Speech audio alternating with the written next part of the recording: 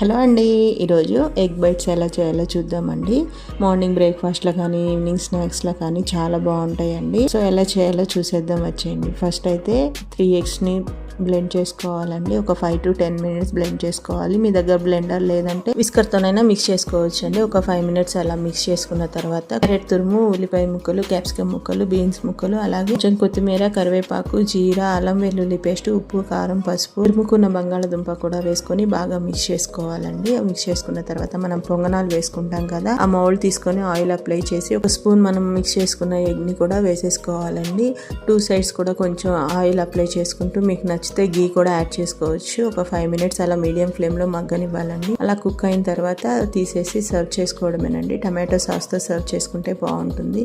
ఒకసారి మీరు కూడా తప్పకుండా ట్రై చేయండి. మరిన్ని వీడియోస్ కోసం మన ఛానల్ ని సబ్స్క్రైబ్ చేసుకోండి. మీకు ఏదైనా రెసిపీ కావాలంటే కామెంట్ సెక్షన్ లో కామెంట్ చేయండి. Thank you for watching.